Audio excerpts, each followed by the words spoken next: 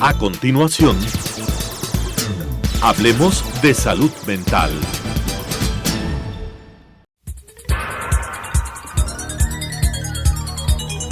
Las opiniones vertidas en este espacio por la producción y dirección del programa son de exclusiva responsabilidad de sus autores y de quienes intervienen en ellos.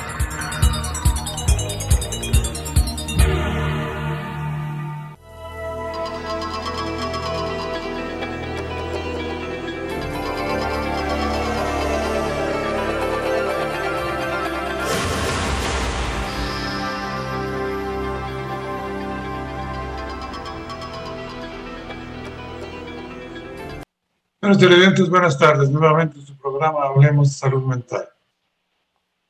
En primer lugar, creo que podríamos hacer una pequeña revisión de si han habido noticias en torno al COVID en relación a la pandemia, algo que sea novedoso o que valga la pena resaltar.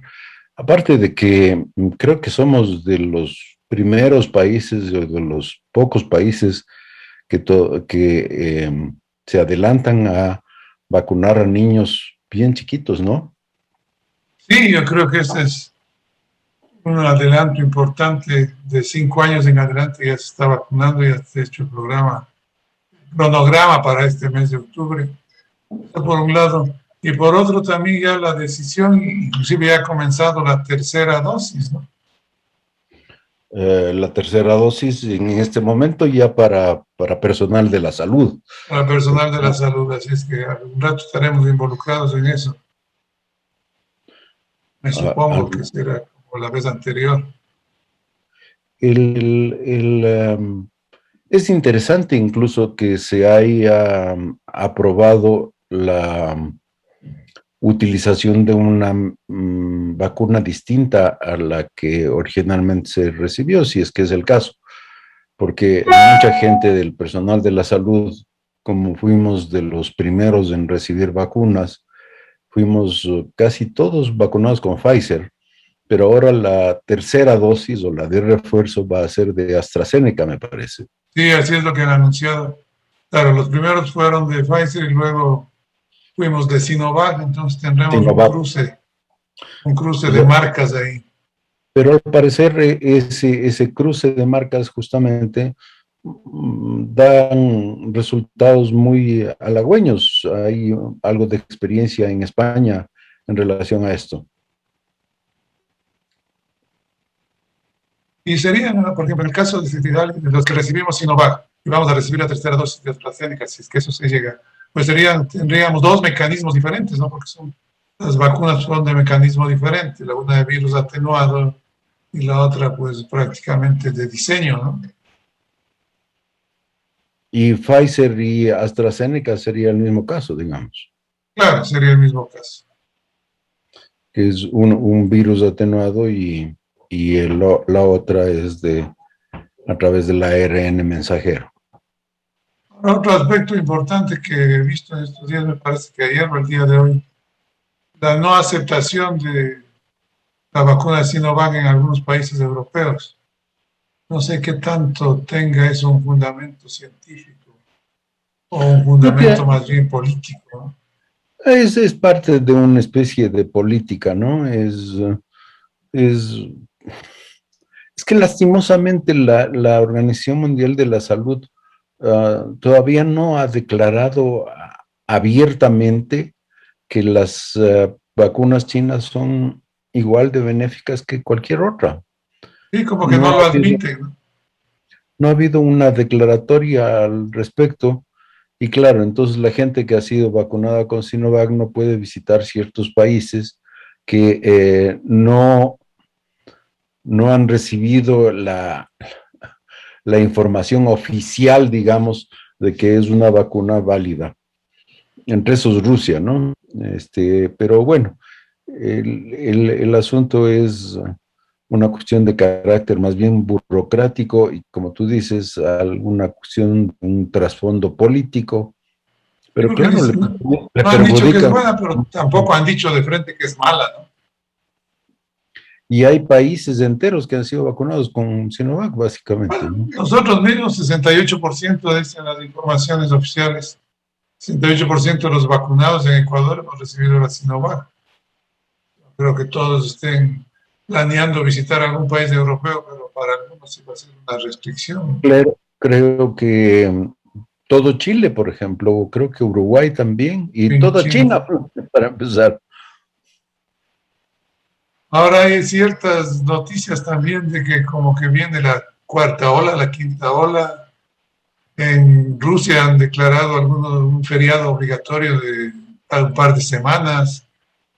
Había algún otro país que no se me viene el nombre en este momento que ha vuelto a declarar Claro, es que, encierro. a ver, desde que hayan 30.000 casos diarios en la Unión Soviética, especialmente en Moscú y en San Petersburgo, es que ellos están recibiendo recién los oleajes anteriores que tuvieron España, Italia y demás, ¿no?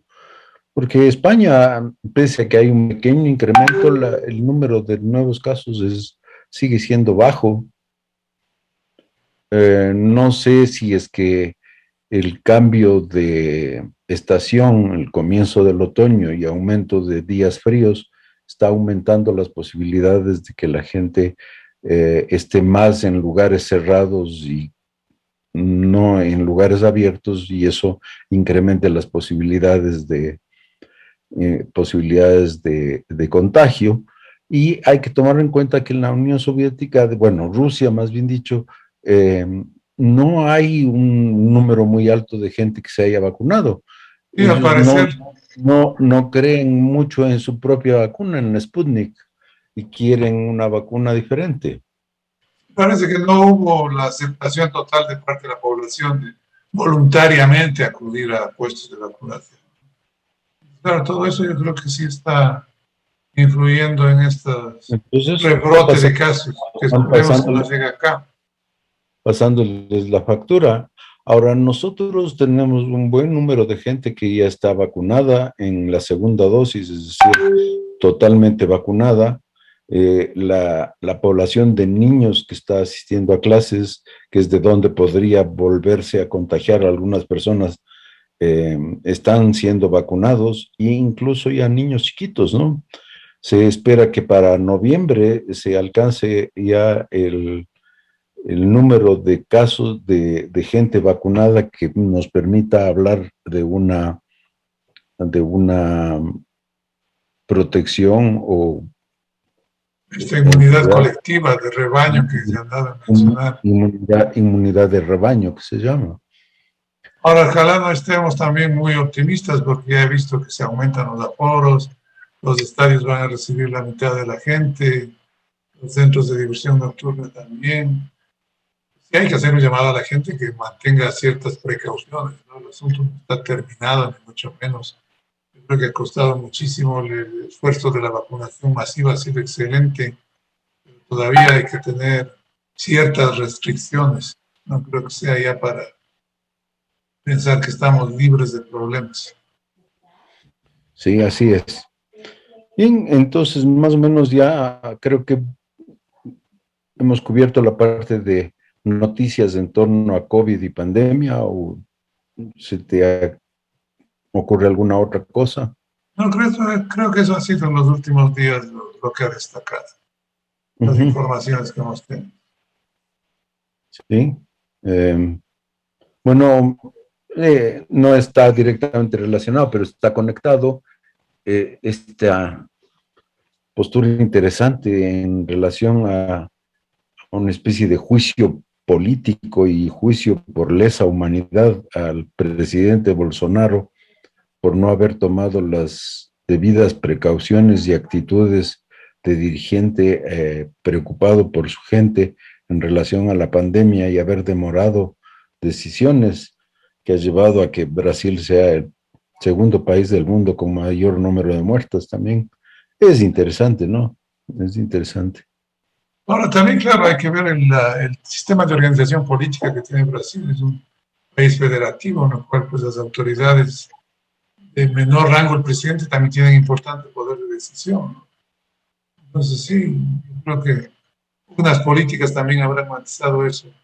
Gobernadores que no tomen decisiones, que el presidente no las tome. Bueno, el presidente más que no tomarlas, yo creo que se ha manifestado antivacunas abiertamente, ¿no? Sí, y él demoró la compra de vacunas, demoró, él casi le apostaba a que la gente se contagie y se produzca la inmunidad del rebaño por contagio, y eso llevó a una mortandad en Brasil. Y esperemos que no sigan complicándose, porque eso también tiene repercusión en los países vecinos. Bien, el día de hoy habíamos planeado hablar sobre trastornos de la alimentación, así que en el tiempito que nos queda, sí creo que valdría la pena que nos dediquemos a eso. El área de trastornos de la alimentación es un área muy interesante y, abarca especialmente a un grupo vulnerable que son jóvenes, que en gran parte se ven afectados por trastornos de la alimentación. Sí, yo creo que es importante numéricamente la presentación de estos casos de conducta alimentaria, tanto en adolescentes como en jóvenes. Y antes decíamos, hasta hace poco tiempo decíamos más prevalente en mujeres, pero yo creo que las cifras no están tan concluyentes al momento, ¿no? Yo creo que se ve de lado y lado este tipo de trastornos, tanto en hombres como en mujeres. Claro, hay cada vez más varones que presentan trastornos de alimentación y hasta hace unos años, como tú dices, por ejemplo, anorexia nerviosa era casi una enfermedad de género, una prevalencia de 9-1 en relación de mujeres a hombres. Se le echaba la culpa incluso a la Barbie y al jugar con muñecas, a esa especie de distorsión de la imagen corporal que tiene la misma muñeca a repetirse y que por eso las niñas eran mucho más vulnerables a desarrollar este trastorno. Pero el número de casos de varones que están siendo afectados en edades así mismo tempranas, adolescentes, es cada vez mayor. Y no creo que hayamos igualado ya ese 9-1 que tú mencionas, pero yo creo que sí se está acortando la brecha, ¿no? Van presentando cada vez más. Yo creo que es interesante el hecho de que esté presentándose este tipo de problemas más en jóvenes y adolescentes, porque hay muchas inconsistencias todavía no hay una maduración completa de sus rasgos de personalidad, hay mucha influencia también de factores externos. Creo que todo eso va aumentando, les va haciendo, como tú decías, un grupo más vulnerable para este tipo de inconvenientes.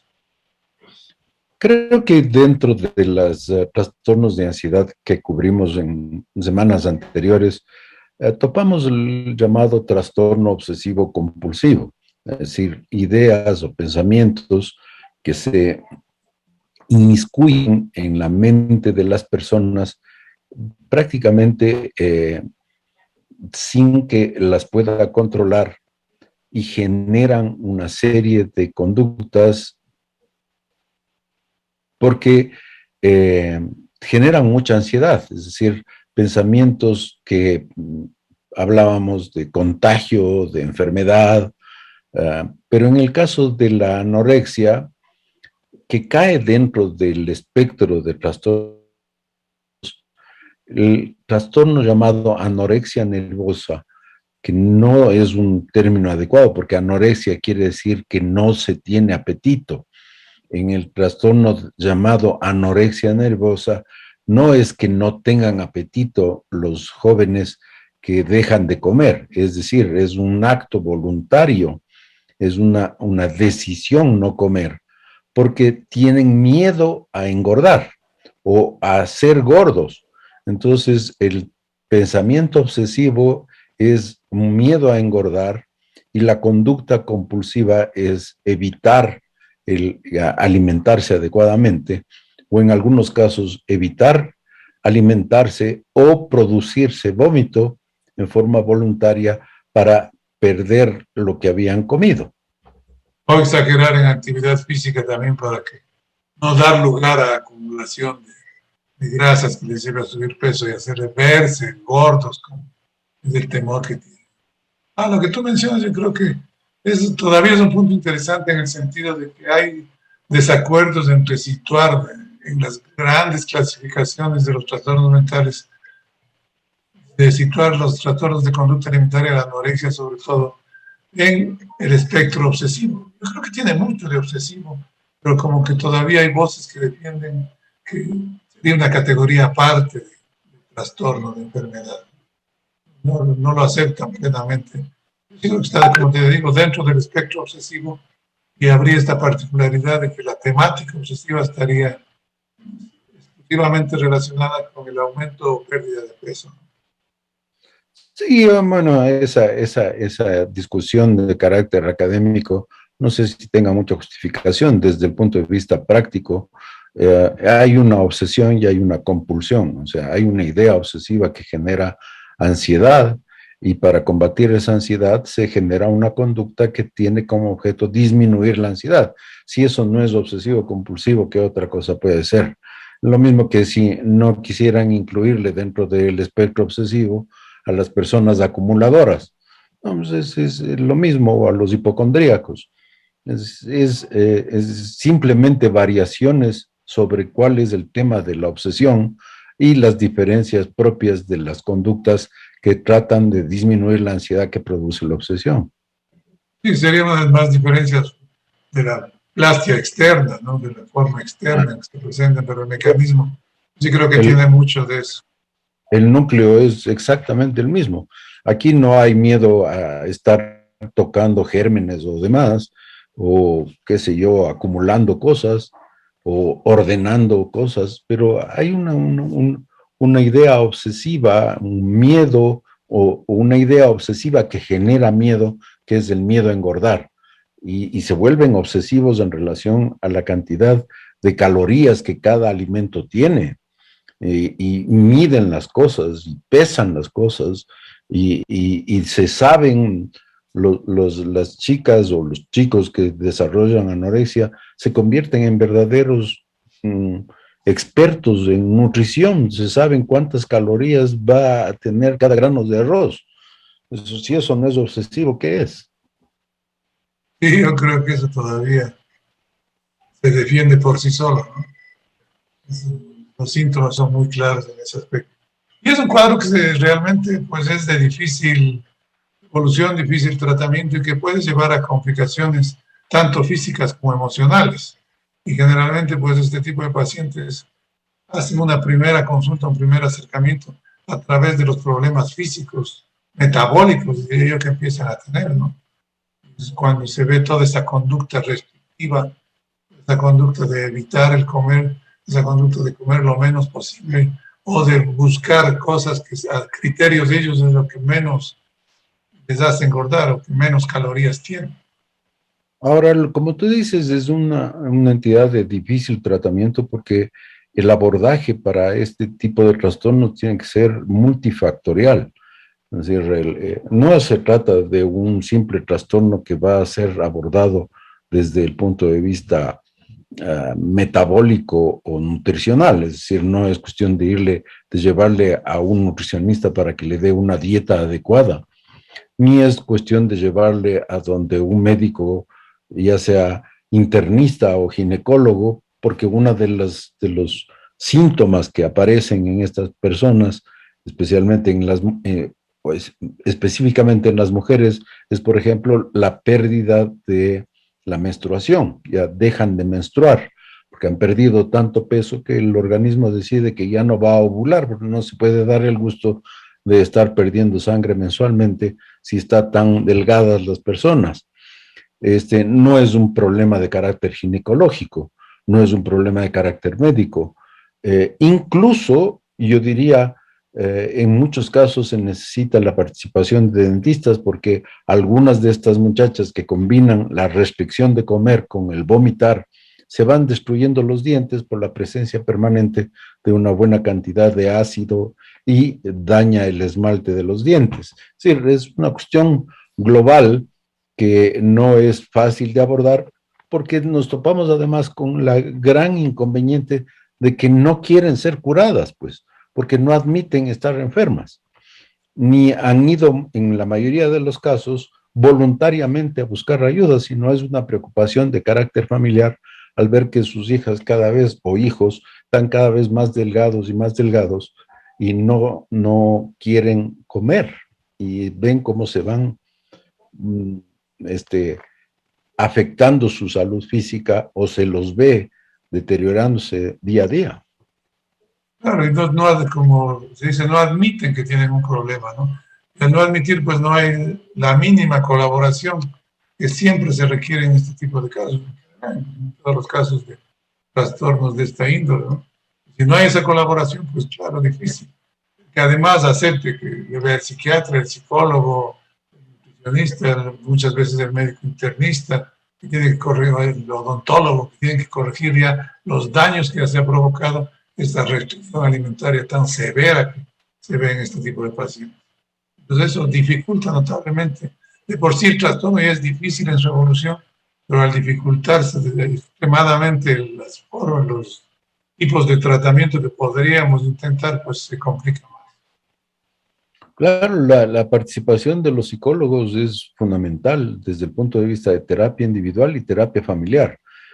Hay que tomar en cuenta que la alimentación es una de las condiciones sociales de la familia. Es decir, la familia generalmente se reúne a comer, y cuando uno de los miembros no participa de eso, o cuando participa no se alimenta, o lo hace de una manera extremadamente restrictiva, que es notoria, ya se altera la dinámica de una familia en el día a día. Entonces, eso tiene consecuencias de carácter familiar que van a tener que ser abordados también por expertos en el área de terapia familiar. Como tú dices, es extremadamente complicado, no es solamente por un lado, es muy complicado por varios aspectos, y eso hace que esta entidad, este trastorno o estos trastornos de la alimentación sean de difícil tratamiento.